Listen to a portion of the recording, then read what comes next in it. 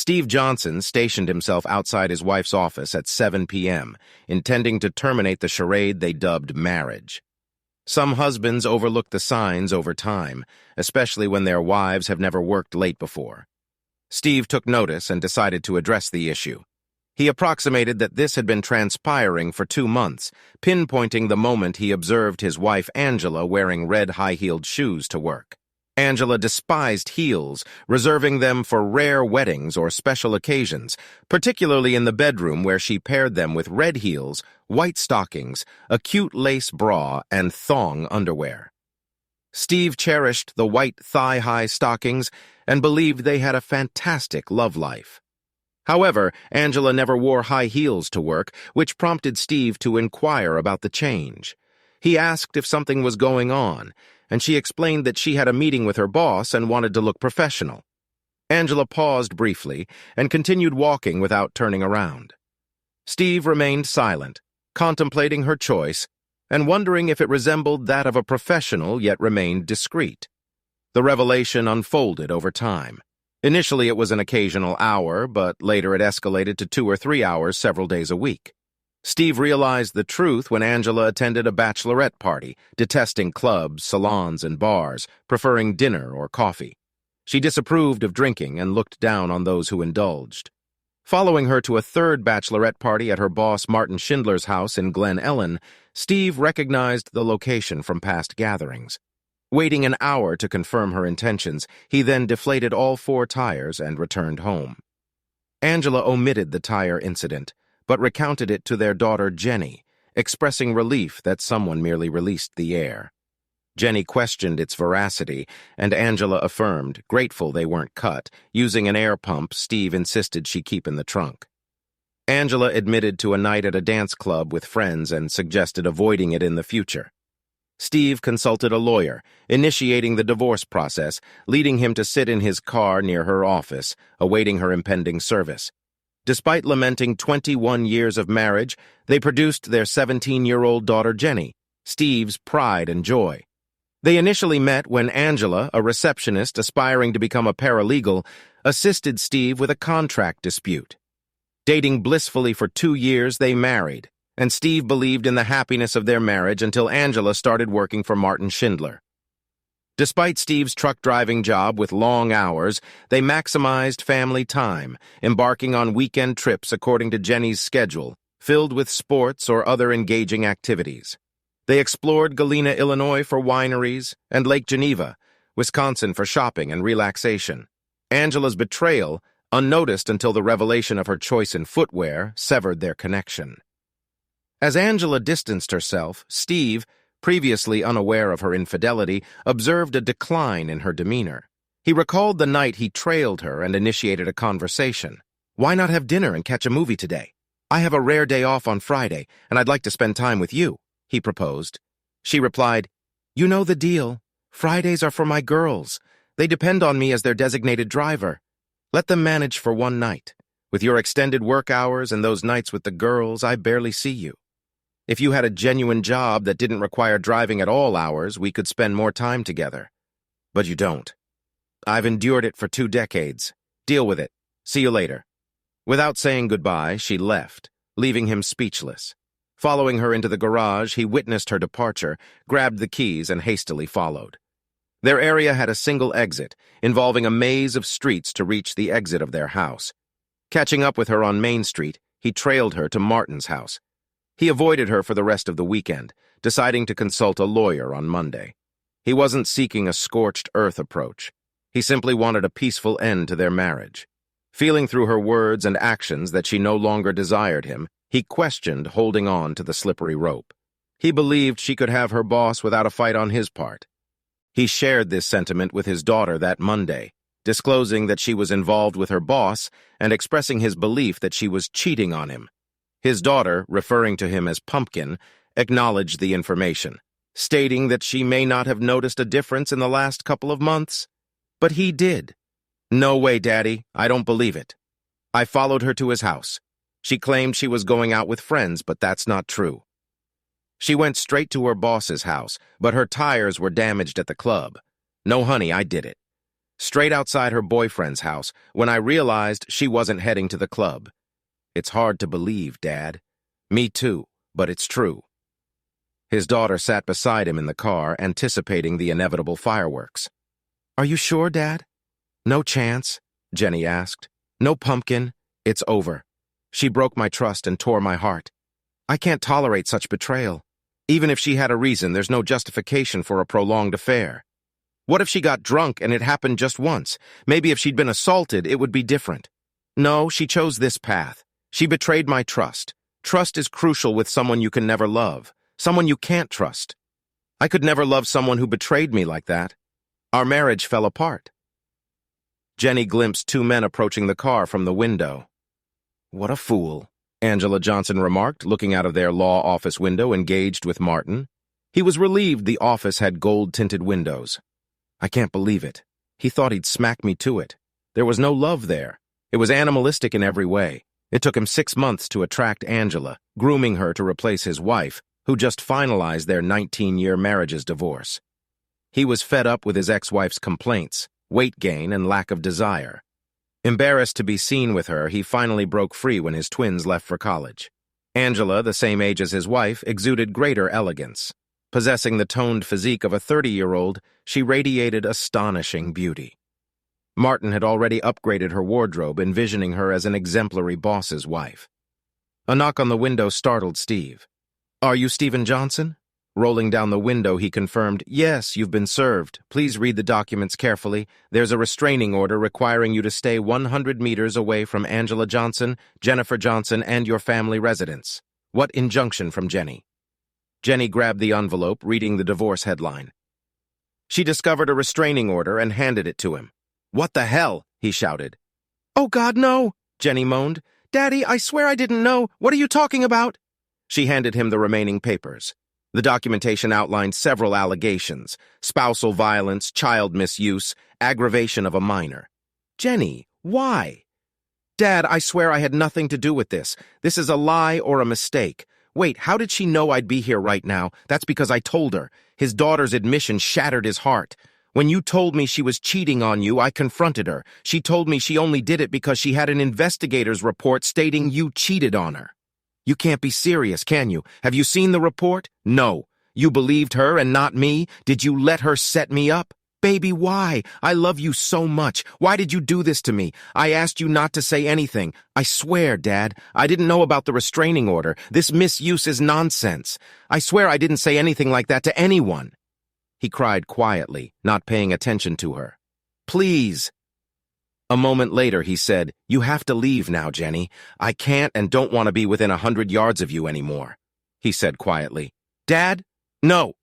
She screamed. Go where I might get arrested. On top of all this, the sheriff is still here watching me. Reading further, he said, Oh my God. They also froze all my accounts. Crap! What should I do now? Congratulations to you both. You destroyed me. I can't even afford to fight her damn powerful law firm with all these bogus claims. I will forever fight in court.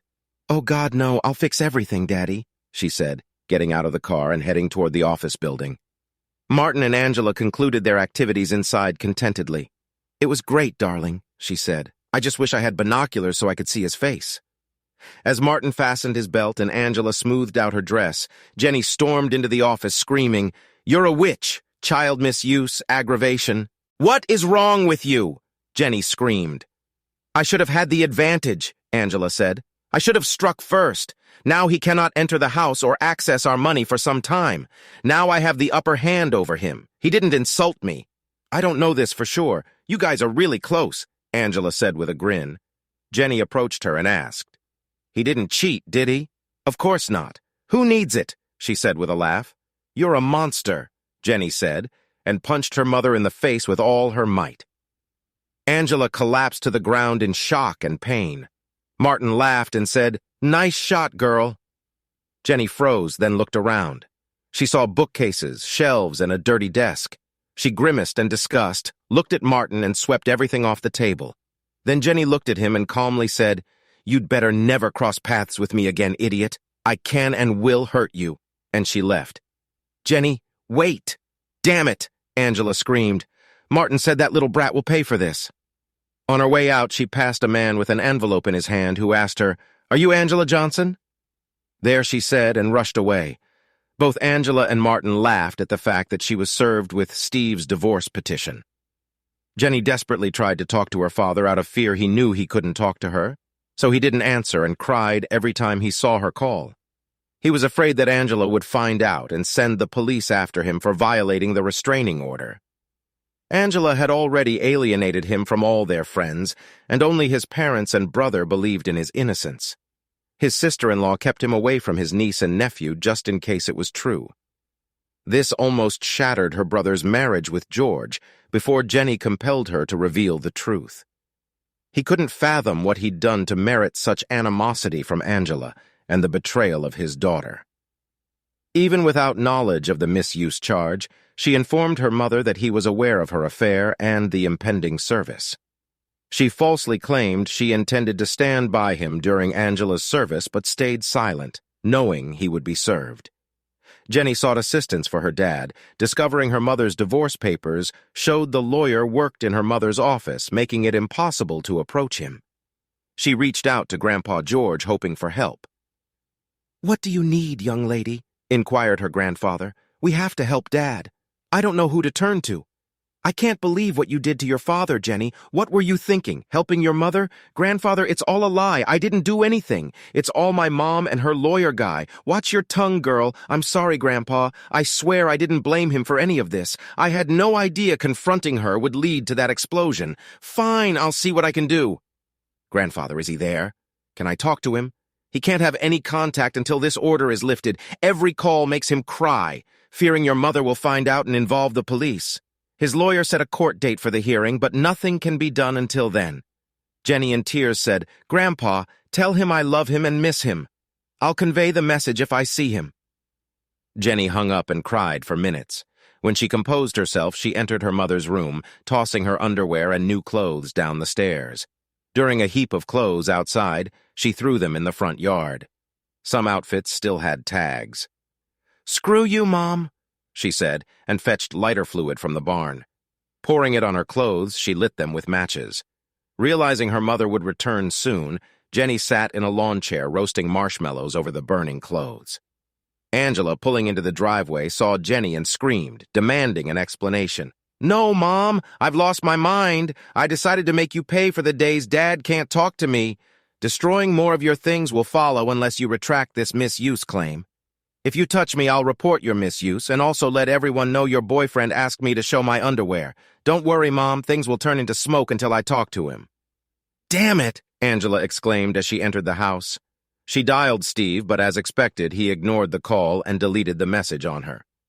Shortly afterward, a fire truck and police car arrived in response to a neighbor's fire report. A policeman and a firefighter approached Jenny. "What's happening here, young lady?" inquired the officer. "My mom wanted to discard clothes she'd outgrown and told me to burn them at the stake." Jenny explained, "Apparently, you can't have a fire in the front yard. Is your mother home?" he asked. "Yes, sir. I'll use a hose to put it out if you want." A fireman offered. "Did you use anything to light it, or did you just set the clothes on fire?" "A whole can of lighter fluid," she proudly admitted. "We don't have water, but we've got some sand." "I'll fetch it," the fireman said. While he dealt with the fire, the policeman rang the doorbell. Angela, prepared to confront her daughter, realized it was the police. "We'll handle the fire. It's not a big deal, officer," Angela said before he could speak. "Ma'am, did you know it's against city ordinance to have an uncontrolled fire in your yard?" "No, I didn't," she retorted through clenched teeth. "Here's your fine, just pay it. No court appearances required." Next time, ma'am considered donating unwanted clothes to Goodwill. Less fortunate people could use them. She closed the door. Angela's lawyer attended a restraining order hearing the following Monday, choosing not to renew it, aware it was falsely obtained. It served its purpose, buying time and tarnishing Steve's reputation. Steve's lawyer sought charges against Angela for perjury. The judge, lacking conclusive evidence of false pretenses, dismissed the perjury claim. Though the restraining order was lifted, it offered little comfort to Steve, deeply depressed by false accusations, frozen assets, spousal betrayal, and most painfully, his daughter's betrayal. Struggling to make ends meet, he took leave from work, battled drinks, and lived in misery. In the afternoon, when Angela and Jenny were absent, Steve visited his house. Despite changed locks, the garage door opened. He found his belongings in boxes and garbage bags, noticing Angela had left the wedding album and family photographs. He maintained contact with his family, though strained due to his problems. Despite his parents urging him to see a psychiatrist, he refused, feeling he didn't need one to confirm his miserable life. Angela's law firm waged a merciless campaign, informing his employer about the restraining order and misuse allegations, resulting in Steve's termination. His contract's moral clause meant to address such situations might have been contested if he were in a better state of mind, but at that moment he felt powerless to act. His residence remained a mystery, with communication limited to telephone exchanges with his family. The sole glimpse of him occurred during mandatory court appearances for his divorce, where he interacted solely with his lawyer and the judge. Jenny attempted to engage him during such instances, and each time he passed by without acknowledgement, resembling the walking dead in her eyes. Angela reveled in the unfolding events, harboring resentment toward Steve long before Martin influenced her. Throughout her manipulative endeavors, her sentiments evolved into near hatred. After prolonged legal battles, the divorce concluded, Steve reclaimed his share of assets, successfully sold the house with his lawyer's assistance, and retained ownership of his truck. However, false rumors circulating about child misuse hindered his job search in town, despite lacking any accusations. Looking for a fresh start, Steve moved to Chicago, securing employment as a truck driver. Loading his belongings into the pickup, he bid farewell to his parents when Jenny arrived. "Dad, I'm so sorry none of this should have happened," she expressed, running up to hug him. He cried without reciprocating. "You chose your mother without evidence, and the dominoes fell. I had to file first to catch her off guard. Now you understand why." "Daddy, I didn't know. I'm sorry, I'm leaving now. This false accusation of child aggravation just won't go away once you're accused of something like that. It's a stink you just can't wash off. Someday your mother and her lover will pay for this. Goodbye, Jennifer. I loved you more than my own life." As her grandmother hugged Jenny, he seized the opportunity to get into the truck and drive away. "Angela, will you marry me?" Martin proposed on the day the divorce finalized. "Yes, Martin. Oh, yeah," she cried and hugged him, causing a scene in the restaurant. "Let's go to your house and celebrate," she suggested after settling the bill. Eager to move in and remodel Martin's big house, Angela planned to discard the tacky furniture and curtains chosen by his ex-wife. Their first purchase would be a new bedroom set. As they left, Martin laughed at the sight of his ex-wife Carol having dinner with her parents. Carol, disgusted with him and his latest mistress, spat at him as they passed by, but he paid no attention. Steve entered the truck warehouse and spotted his colleague Glue at the doorway. "Steve, what's up, dude? You look like someone spoiled your oatmeal. Divorce is finalized today." "Ah, well, after what that woman did to you, you deserve to have some fun today. It's not her, it's my daughter. She took her side and I just can't handle it. She calls and emails me, but I can't bring myself to talk to her." "Maybe I should see a psychiatrist. Perhaps you should let off some steam." A voice chimed in from behind them. "Hello, Mariana." "That's not a bad idea," Lou added. "Huh, who needs my dried-out old self?" Steve remarked. Mariana leaned over, whispering words of affection to him, and then gracefully walked away, saying the onlookers admiring her as she departed. Encouraged by his friends, Steve expressed his readiness to pursue Marianne, stating that she was his new partner and they should hit the road. Their initial date included dinner, a movie, and a visit to Baker Square for coffee and cake. Marianne reassured Steve, mentioning that he was a good guy going through a rough patch and that everything would work out. Reflecting on his past, Steve shared with Marianne that, for a long time, he couldn't fathom what he did wrong and couldn't understand his ex-wife's aggression during the divorce. He expressed that she was terrible, but it was all over now. Holding her hand, he advised her to look forward, not behind, and promised to make it worth her while. With a smile, he squeezed her hand and suggested they go while Marianne pulled him in for a kiss upon their exit. She then proposed if he wanted to see her bedroom. Steve regretfully replied that he wished he could. However, Marianne, undeterred, took his hand, leading him to her bedroom. Bathed in the soothing bluish tint of moonlight, They kissed and undressed slowly, intending to savor every moment. Marianne eventually lay on the bed and Steve knelt on the floor. Expressing his perspective, he remarked that her loss was his gain, and he intended to take advantage of it. He kissed her, mentioning that he was available any time. A week or so later, a man dressed in black approached the back door of a posh house in town. Expecting to break in, he smiled when he found it unlocked. Stealthily navigating through the house, he reached the room he sought. The room was well equipped, thanks to a Facebook photo of his target sitting at his desk. The arrogant man had it as his screensaver. The closet was behind and to the right of the desk, with the room dimly lit by a desk lamp.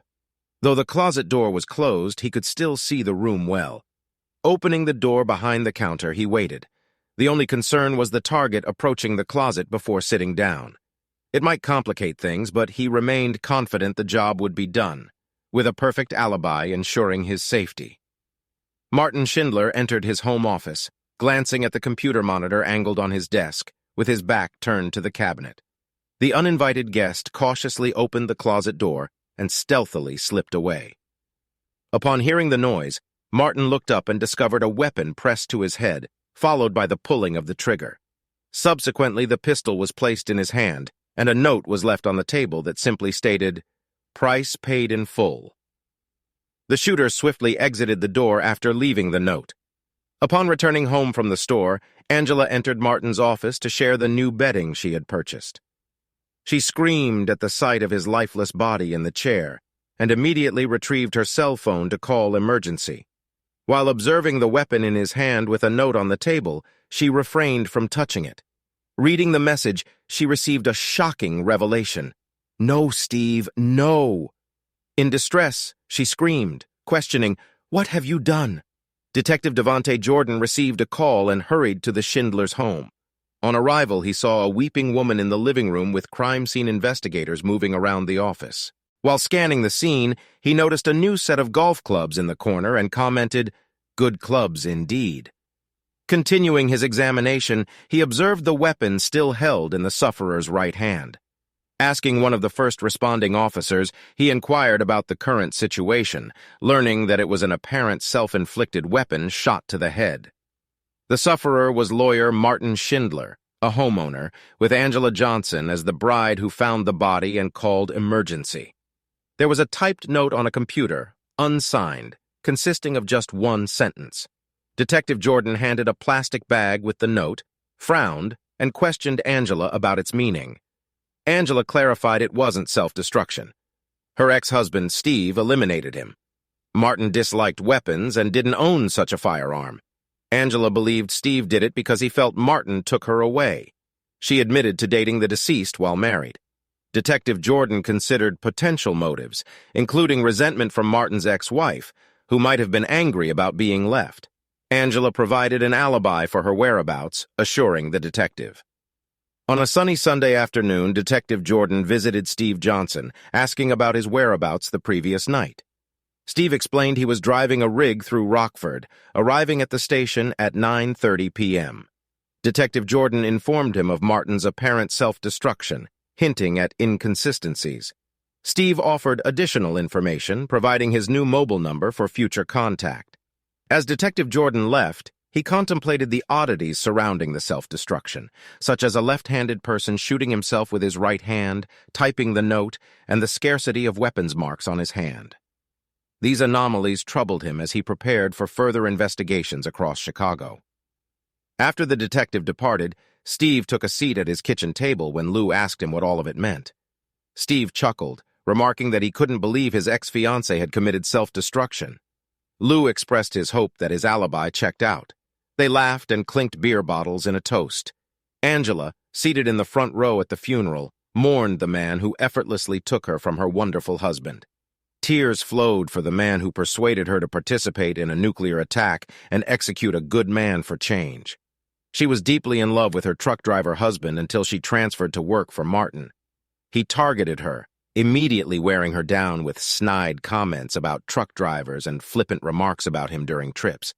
It was too easy for Martin. He planted a seed she had neglected due to Steve's long days and sometimes nights on the road, and it grew. Angela couldn't decide if she cried for her fiancé's loss or her husband's and the breakdown with her daughter. It all seemed like a waste of time. She didn't hear or care if the room buzzed around her. She didn't notice the look Martin's ex-wife and daughters gave her. They blamed her for his pass away. "You could come to the funeral and pay your respects," Angela said, approaching her daughter, home for the weekend from college. Jenny looked at her intently and said, "How dare you tell me I should respect the man who destroyed my father? Forget you! I shouldn't even call that piece of garbage a man." She slammed the door as she left the house, taking the long drive back to college in La Crosse, Wisconsin. Steve Jordan sat in a meeting with his boss discussing the lack of progress in the case. All the suspects' alibis are verified. Steve Johnson's truck tracker shows no stops on his way from Madison to Chicago, and the timing was correct. The warehouse team identified him as the driver.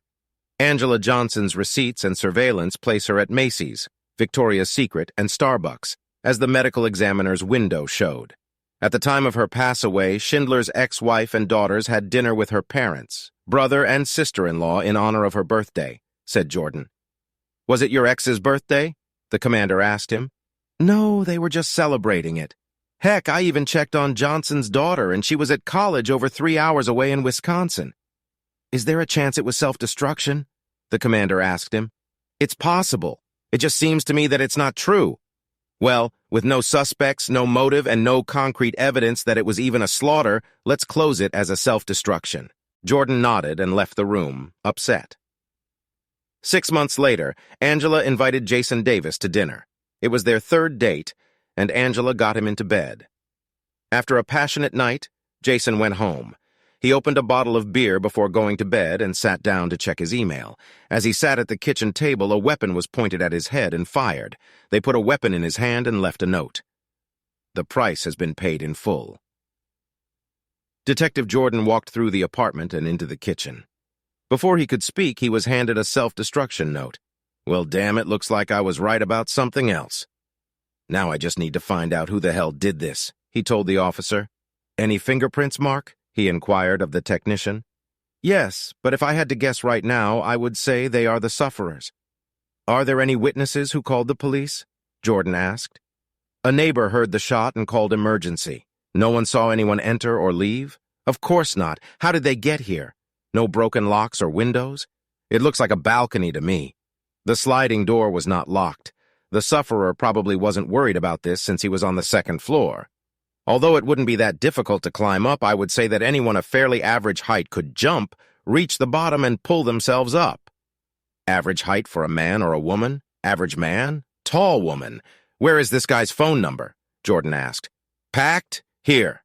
Jordan used his gloved hands to find the last call on his phone. Just had to check. The last call was made to Angela. I'll be shocked if she's not Angela Johnson. After the usual condolences and pleasantries, the detective got to work. He inquired of Miss Johnson why her lovers seemed inclined towards self-destruction. Miss Johnson responded that she believed it was Steve who was punishing her, and confirmed she had been at home all night with her alarm system serving as verification.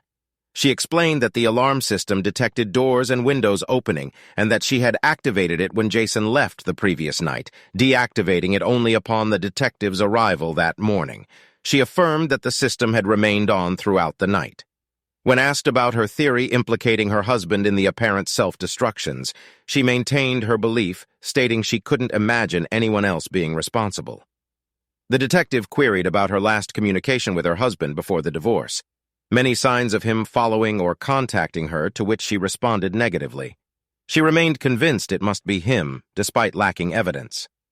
After concluding his questioning, the detective asked about her height out of curiosity and offered condolences once again before leaving, requesting her to remain nearby for further inquiries.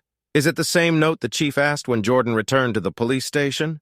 "Yes, sir," Detective Jordan said. "Inform me daily about your progress. This is too much for a coincidence. The woman's alibi is reliable. I'll see if I can ruin it. But we'll see. I'm going to see her ex-husband now," the detective said cautiously. "Then let me know what you get." As Detective Jordan left, he had a bad feeling that all of the prime suspects' alibis would be as reliable as the last time. Steve and Marianne were cozy on his couch watching Jack Ryan on Prime when the doorbell rang. "Detective Jordan, what can I do for you today?" Steve asked, gesturing for him to come in. "Sir, where were you last night at 1:30 a.m., on the way back from Detroit?" "I arrived at 230. What happened this time? Do you know Jason Davis?" "I don't think that's true. He met with your ex-wife. Looks like he shot himself last night." "No freaking way." "Looks like, huh? Maybe she's a liquidator, a black widow or something like that. Maybe. Thank you. If I need anything else, I will contact you." Steve laughed as he closed the door. "What was all that, baby?" Marianne inquired. "It looks like another of my ex-wife's boyfriends has died." "Oh, God," she breathed, raising her hand to her mouth. "Yeah, thank God I have an alibi. I hope whoever executes idiots keeps choosing times when I'm on the road." Steve's cell phone rang. He looked and saw it was Jenny, so he ignored it. Marianne frowned and said, "Well, she never have a chance. I don't understand why I need this. She misses you." She turned to me and we talked. "What?" he shouted, standing up. She reassured him, urging him to relax, emphasizing that she wouldn't intervene in his decision and that ultimately he had to live with it. She mentioned that his ex-friend still followed him on Facebook, having seen a recent tag at a sushi place and expressing happiness for him. She informed him that his ex-friend texted her to inquire about him regularly and expressed a persistent desire to communicate with him. She recounted how his ex-friend called her weekly for casual conversations, showing interest in his activities and whereabouts. She described how his ex-friend admired her control over his schedule and appreciated the assurance that he would always be home when needed. She reminisced about their discussions regarding his travels and experiences on the road since childhood, including early morning returns and shared breakfasts filled with tales of his trips. He sighed, recalling these memories fondly. "Marianne, I love you, but please stay away from this." She hugged him and said, "I'm not involved in this. I will never drag you into anything. Everything depends on you." I told her straight out that I wouldn't put you two together. He nodded, hugged her tightly, and stopped the show. "I just don't have anything that could put her at the crime scene, Chief. In fact, there is no evidence that anyone was at the crime scene. No forced entry, no finger or toe marks, and no discrepancies in spatter patterns. If it weren't for the identical notes, I would have closed them both as self-destruction." Jordan informed his boss about the ex's alibi, to which the commander inquired if it was tightly secured. Jordan likened it to a nuclear reactor. Later, they discussed Schindler's ex-wife's whereabouts, noting she was seen on CCTV at a club with her new partner, while her children were at school. 2 years afterward, Angela shifted her dating habits, deciding to avoid dating men repeatedly after incidents of self-destruction. However, she continued engaging in casual encounters, but reconsidered after contracting an STD. Wanting to settle down, she began dating Lance Forrest. After a month, their relationship became public, though some considered her approach careless. Unfortunately, Lance was fatally shot while watching a ball game at home. The weapon was discovered in his hand, along with the same note as before. He answered his cell phone and was greeted by Detective Stan Anson from Schaumburg. Anson asked if there were any unsolved cases that might be connected to his. Jordan confirmed there was one related to fully paid self-destructions. Anson mentioned he had such a case, which surprised Jordan.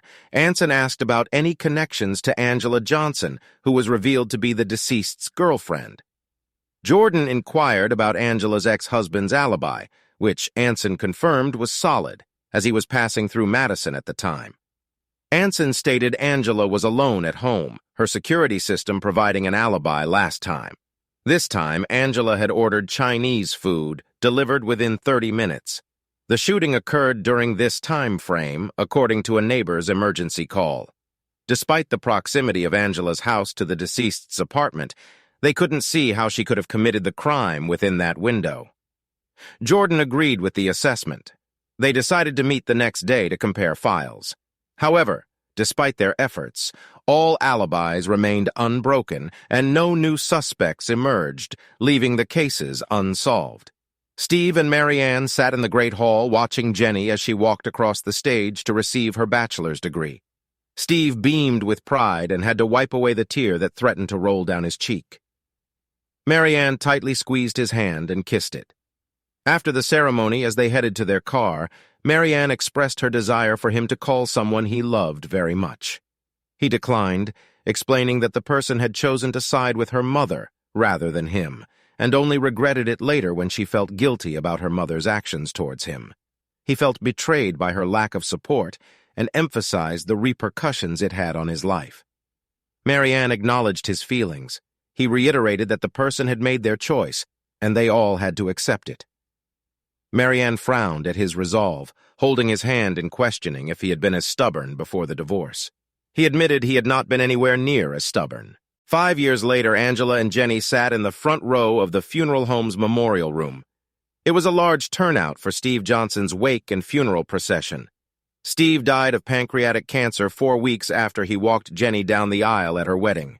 He had a few new friends and colleagues who appeared, but he did not regain a large network of friends after the divorce. Most of his old friends, neighbors, and colleagues came to pay their respects to a good man they knew and had lost touch with over the years. His girlfriend Marianne was there. They never got married. She tried very hard not to spit on Angela for the pain she caused her man. His best friend Lou DeMarco regaled Jenny with stories about the last years of her father's life. He filled her heart with stories she would never have known. Marianne was the one who ultimately persuaded him to heed Jenny's words and reconcile when he received a terminal diagnosis. For years, he had discarded letters, deleted emails, and ignored calls from Jenny. The reunion was impeccably timed, knowing these were his final months. Jenny rescheduled her wedding day, incurring substantial costs due to increased fees for urgent arrangements, to fulfill her deepest wish, her father giving her away. Their tearful reunion and walk down the aisle granted Steve one last peace of mind before succumbing to his final battle. His last words expressed gratitude to Marianne for reuniting him with Jenny and an apology for never marrying her. She understood and never pressured him into marriage. They were already content. Marianne conveyed to Jenny how he always missed her and regretted not contacting her years ago.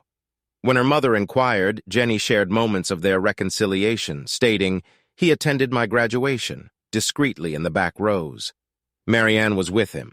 He followed my career, proud of my achievements as a detective in Streamwood. Clippings from the Herald adorned his walls. He cherished your accomplishments, calling you a crime scene expert. Marianne confirmed he said it was because of all that stuff.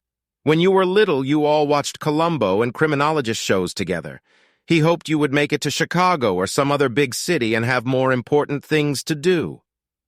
Jenny smiled through most of the wake, listening to stories about her father's life post-divorce. She was pleased to finally meet Marianne, with whom she still spoke from time to time.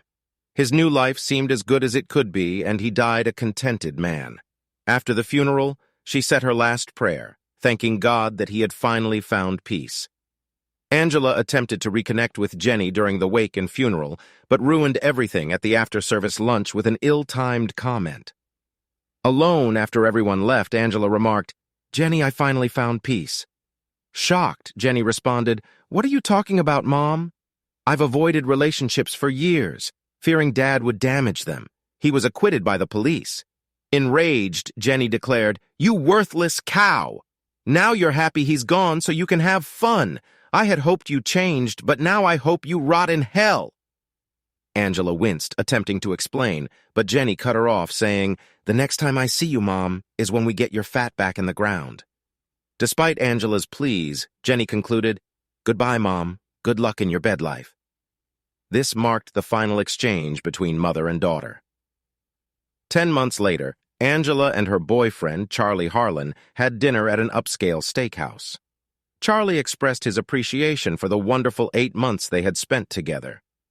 Angela squeezed his hand and reciprocated his sentiments, expressing her initial uncertainty about finding love again, but feeling fortunate to have found each other.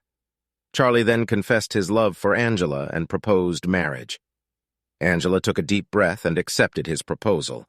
At that moment, she thought to herself that he was dead, and she had nothing to worry about. A week later, Charlie sat on his back porch contemplating his impending wedding, and Angela moving in with him.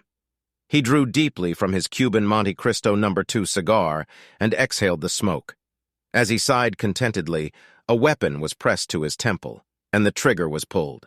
A pistol was put in his hand. A cigar was set in an ashtray, and a note was left under a heavy ashtray on the table. "The price has been paid in full." Angela ended the call with Detective Jordan, her face wet with tears. After the emotional conversation, she went to the bathroom, grabbed a bottle of sleeping pills. Though she didn't need it for a while, she always kept it handy. Walked to her mailbox, placed an envelope in it, and raised the flag for outgoing mail. Lying on the bed, she reflected on her wedding to Steve, the beautiful day it had been, her pride in Jenny's career, family vacations, and park trips. She regretted never meeting Martin Schindler and ruining her own life. Finally, she prayed to see Steve soon. Placing the note on her chest, she fell asleep for the last time. Her note read, "My price has been paid in full." Jenny arrived home with mail and a bag of groceries. She restored everything to its place, hung her keys on the hook, and kicked off her shoes. Blake, her husband, wouldn't be home until nearly midnight due to his second shift as a cop. To savor the quiet of the house, she uncorked a bottle of California Cabernet and poured a full glass. After a sip, she approached the stack of mail and noticed a letter. Shocked, she screamed upon reading the sender's name, Angela Johnson. Tearing it open, she read her mother's final message, realizing the true meaning behind her mother's self-destruction. "Wow, Mom, wow," she uttered to the empty house. She dialed Jordan on her mobile phone. "Detective Jordan, it's Jenny Stanger, daughter of Steve and Angela Johnson." "Hello, young lady. Sorry to hear about your mother's self-destruction." "Thank you. At least you don't have to investigate." "Yes, what can I do for you, Jenny? I got a letter from my mother, a confession." "What?" He shouted into the phone, a confession of all self-destructions that were actually slaughters. Clearly, she was crazy. "I can't believe this. Jesus Christ." "Okay, come and meet me at my site as soon as you can." She burned the first page in the fireplace, ensuring it was completely incinerated. "The letter conveyed, my dear Jenny, I offer you this last gift of my repentance. Whether you believe it or not, I love you with all my heart and apologize for all the pain I caused you. It wasn't intentional. Damaging you and your father was the worst thing I've ever done. I knew it had to be you when Charlie was eliminated. I accept my punishment and apologize for making you punish me. I hope you can now live without the pain of my betrayal. Destroy this page and give page 2 to the police. Page 2 is my full confession. I take responsibility for everything. It's all my fault. I can never bring back your lost years, but I pray for your forgiveness and peace. Please share stories of good times with my future grandchildren, not tales of how I ruined our lives. I pray for your long and happy marriage with Blake. Don't be tempted away when someone tries to lure you. I love you wholeheartedly, Mother. P.S. Kindly seek assistance from someone and obtain the help you urgently require." The weary note carried the weight of expense. "Jenny, upon receiving this, I will have already taken my own life. I can no longer bear the burden of guilt. I ended the lives of these men, my lovers. They paid a price for taking me from your father. I always belonged to him. Perhaps now I can reunite with him. May the Lord forgive me. My love for you is eternal. I apologize for ruining our life before Martin. We once had an ideal family." Mother Jenny approached Detective Jordan's desk and exchanged greetings before settling into the chair he offered. As Detective Jordan read the letter, he expressed his regret to Jenny for suspecting her. Jenny agreed, expressing disbelief at her mother's actions and speculating that her mother might have lost her sanity years ago. She couldn't comprehend her mother's motive for dating men just to damage them and found it difficult to understand. Jenny noted that it somewhat made sense that her mother was responsible for some slaughters, considering her whereabouts couldn't be confirmed at the crime scenes and the lack of substantial evidence. She mentioned that she had always thought it could have been her father or Schindler's ex-wife, but their alibis couldn't be disproved either. Jenny expressed relief that it was all over, the slaughters, her mother's pain, and her own suffering, and bid farewell to Detective Jordan. Exiting the police station, Jenny wore a wide smile and shook her head. She paused, opened the car door, gazed at the sky, and expressed, "Thank you, Mom."